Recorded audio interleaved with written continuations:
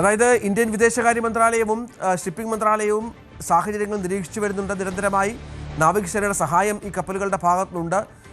സർവ്വശക്തിയുടെ യാത്ര മറ്റ് ഇന്ത്യൻ കപ്പലുകൾക്കും പുറത്ത് കടക്കാം. അവിടെ നിരവധി ഇന്ത്യൻ കപ്പലുകൾ കുടുങ്ങി കിടക്കുന്നുണ്ട്.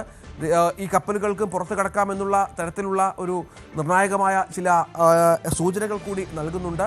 നമുക്കറിയാം, ഉപരോധം വലിയ ശക്തമാണ്. അമേരിക്കയുടെ ഉപരോധം ഒരു വശത്ത്, ഇറാന്റെ ഉപരോധം മറ്റൊരു വശത്ത്.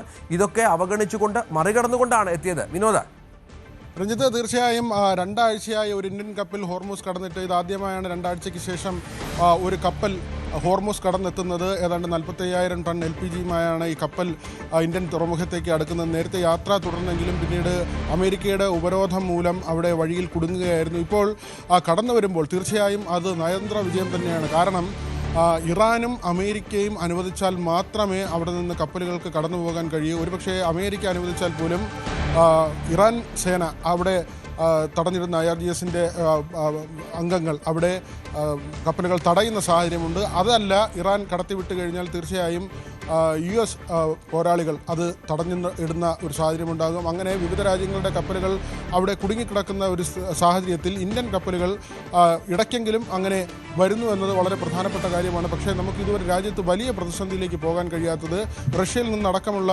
എണ്ണ ഇന്ത്യയിലേക്ക് ഇപ്പോൾ വരുന്നുണ്ട്. ആ തരത്തിലുള്ള ബദൽ മാർഗമുണ്ട്. നേരത്തെ പറഞ്ഞതുപോലെ തന്നെ ഇന്ത്യയുടെ കരുതൽ ശേഖരം വളരെ വലുതാണ്. പാകിസ്ഥാനെ സംബന്ധിച്ച് ഇനി 7 ദിവസം മാത്രം അവർക്ക് കരുതൽ ശേഖരമുള്ളപ്പോൾ ഇന്ത്യയെ സംബന്ധിച്ച് 70 ദിവസത്തെ കരുതൽ ശേഖരം ഉണ്ട് എന്നത് വളരെ ആശ്വാസകരമായ ഒരു കാര്യമാണ്. അങ്ങനെ കപ്പലുകൾ ഇന്ത്യൻ തീരത്തേക്ക് വരുന്നത് സാമ്പത്തിക നേട്ടവുമാണ്, അതോടൊപ്പം തന്നെ നയതന്ത്ര വിജയവുമാണ്. ഇറാനുമായും അമേരിക്കയുമായും ഒരേ സമയം നയതന്ത്ര തലത്തിൽ സംസാരിക്കാൻ ഇന്ത്യക്ക് കഴിയുന്നു എന്നത് വളരെ പ്രധാനപ്പെട്ട കാര്യമാണ്. മാത്രമല്ല, പ്രധാനമന്ത്രി നരേന്ദ്രമോദി ഈ ഇരു രാഷ്ട്ര തലവന്മാരുമായും അവിടുത്തെ പ്രധാനപ്പെട്ട മേധാവിമാരുമായൊക്കെ തന്നെ പ്രധാനമന്ത്രിയോ പ്രധാനമന്ത്രിയുടെ ഓഫീസോ നമ്മുടെ നയതന്ത്ര ഉദ്യോഗസ്ഥരോ ഒക്കെ തന്നെ സംസാരിക്കുന്ന സാഹചര്യമുണ്ട്. അതുകൊണ്ട് ഇതുവരെ ഏതെങ്കിലും ഒരു രാജ്യത്തിൻ്റെ അനിഷ്ടത്തിന് പാത്രമാകാൻ ഇന്ത്യ തയ്യാറായിട്ടില്ല. അല്ലെങ്കിൽ ഇരു രാജ്യങ്ങൾക്കും സർവ്വസമ്മതമായ ഒരു രാഷ്ട്രമായി ഇന്ത്യ നിലനിൽക്കുന്നു എന്നത് വളരെ പ്രധാനപ്പെട്ട കാര്യമാണ്. അതുകൊണ്ട് തന്നെയാണ് നമുക്ക് കപ്പലുകൾ വരുന്നതിന് തടസ്സമില്ലാത്തത്. കൃത്യമായി വളരെ ഒഴുക്കോടുകൂടി എത്തുന്നില്ലെങ്കിൽ പോലും ഇന്ത്യൻ കപ്പലുകൾ കടത്തിവിടുന്നതിന് ഇരു രാഷ്ട്രങ്ങളും തയ്യാറാകുന്നു എന്നത് അന്താരാഷ്ട്ര തലത്തിൽ ഇന്ത്യ കൈവരിക്കുന്ന വലിയൊരു നേട്ടം തന്നെയാണ്. തീർച്ചയായും വി വിനോദാണ് വിശദമായ വിവരങ്ങൾ പങ്കുവച്ചുകൊണ്ടിരിക്കുന്നത്. ഇതിനിടയിൽ മറ്റൊരു ഞെട്ടിപ്പിക്കുന്ന വാർത്ത കൂടി പുറത്തു വരുന്നത്, വീണ്ടും കപ്പൽ കൊള്ള ഉണ്ടായിരിക്കുന്നു. അതും യമൻ തീരത്ത് നിന്ന് അജ്ഞാത സംഘമാണ് ഒരു എണ്ണക്കപ്പൽ തട്ടിക്കൊണ്ടുപോയത്. ഷബ്വ പ്രവിശ്യയ്ക്ക് സമീപം ഏതൻ ഗൾഫിൽ വെച്ചാണ് യുറീക്ക എന്ന ടാങ്കർ കപ്പൽ സായുധ സംഘം കടത്തിക്കൊണ്ടുപോയത് എന്നാണ് ഇപ്പോൾ ലഭിക്കുന്ന വിവരം. കപ്പൽ ഇപ്പോൾ സൊമാലിയൻ തീരം ലക്ഷ്യമാക്കി നീങ്ങുകയാണെന്നാണ് യമൻ കോസ്റ്റ് ഗാർഡ് അറിയിച്ചിരിക്കുന്നത്. കപ്പലിൽ അതിക്രമിച്ചു കയറിയ കൊള്ള സംഘം നിയന്ത്രണം ഏറ്റെടുക്കുകയായിരുന്നു. കപ്പൽ എവിടെയാണെന്ന് കണ്ടെത്തിയിട്ടുണ്ടെന്നും ജീവനക്കാരുടെ സുരക്ഷ ഉറപ്പാക്കി കപ്പൽ തിരികെ പിടിക്കാനുള്ള ശ്രമങ്ങൾ തുടരുകയാണെന്നും അധികൃതർ വ്യക്തമാക്കിയിട്ടുണ്ട്. ജീവനക്കാരുടെ എണ്ണമോ ഏത് രാജ്യക്കാരാണോ എന്ന കാര്യത്തിൽ ഇപ്പോഴും ഒരു വ്യക്തതയില്ല. ടോങ്കോയുടെ പതാകയുള്ള കപ്പലാണ് യുറീക്ക. മാർച്ചിൽ UAEയിലെ ഫുജൈറ തുറമുഖത്താണ് ഈ കപ്പൽ അവസാനമായി റിപ്പോർട്ട് ചെയ്യപ്പെട്ടിട്ടുള്ളത്. കപ്പലുകളുടെ നീക്കം നിരീക്ഷിക്കുന്ന മറൈൻ ട്രാഫിക് വെബ്സൈറ്റ് ഇക്കാര്യം അറിയിക്കുന്നുണ്ട്.